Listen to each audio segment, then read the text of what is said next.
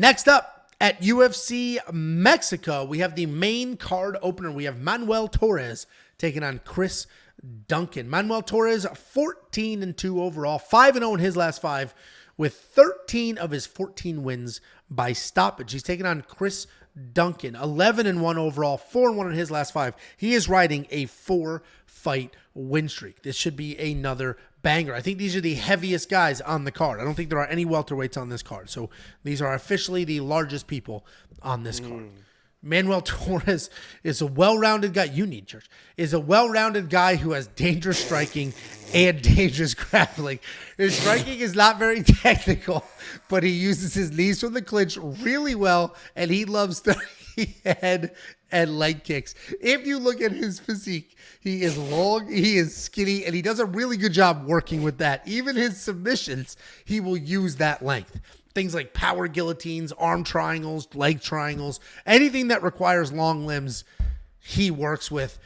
Same logic with his clinch work. He'll get a Muay Thai plum and his ass is so far back that he could just launch those long knees. limbs, you say, He could just launch those knees and really make something happen. He is coming off of his second knockout win in the UFC. He's taking on the insanely durable Chris Duncan. This guy is heavy-handed. He's tough as nails. He is a striker, and he is never out of the fight. And I say that because he has more than one fight where he has been dropped, pretty much done, and then somehow recovered just to come back and win. Style-wise, he's an accurate striker. He does keep his hands pretty low, which is why he's constantly having to crawl up from the ground. But he does have a ton of power and a willingness to bang. He will grapple as well. He's got 9 takedowns in 4 fights, but he can struggle with control. He's coming off the decision win over Yanal Ashmos, where his striking was super clean, and so were his takedowns. This fight just 2 days ago were dead even odds. On Sunday, or Saturday, I guess, these odds were dead even. And now they're starting to move to the Manuel Torres side, and I get it. That does make sense to me because Manuel is very dangerous. He's got the power. He can strike. Now. Yeah, it's moving. This was literally even on Saturday. So it's moving.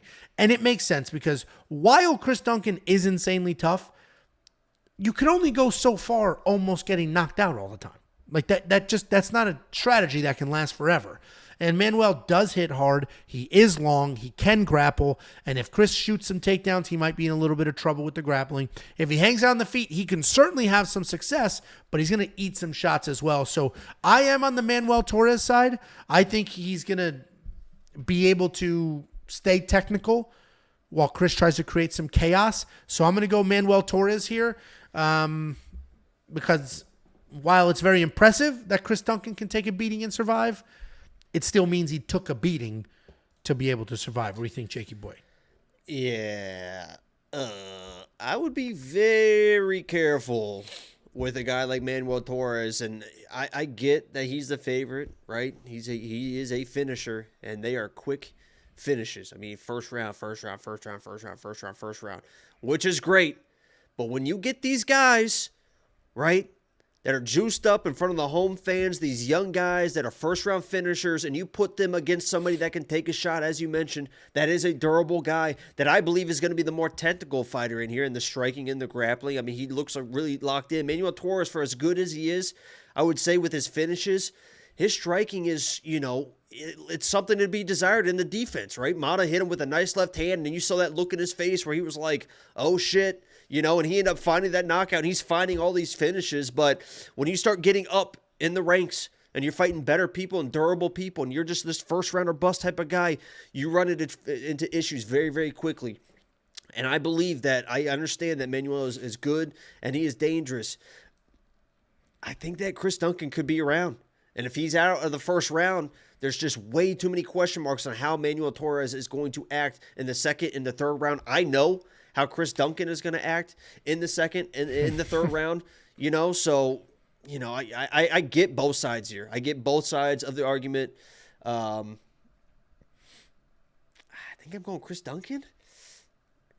I'm not going to disagree with that pick because he has survived a lot.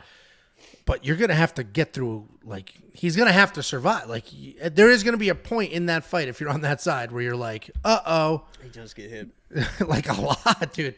And it hurt, like... Emmanuel's also got grappling, too. I mean, he's got... Well, he's got those long-ass limbs. He's going to ratchet things up and honestly, make he stuff might... happen. Guys, he might be one of these guys like Shavkat, because he's got 7 knockouts, 6 submissions. I think he was one of those guys that wants to have like the same amount of subs as KOs. I wouldn't be just surprised if he comes in. Why'd you say like Shavkat?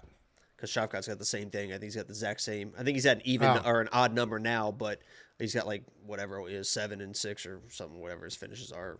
But that's not on purpose. You made it sound like it was on purpose, and he was trying. Well, it seems like it is on purpose. I'm saying Manuel might think it's funny. Let me just get a sub to get my 8-8 or whatever it is. So, gotcha. I'm going Manuel. I changed my mind. In front of the home fans, he's a finisher. Yeah. I'm going Manuel, but I'm not. I don't think I'm going to play him. It's and the odds have moved a little bit. I mean, I think he should be a favorite, but let's zoom out a little bit. Opened at -200, immediately collapsed.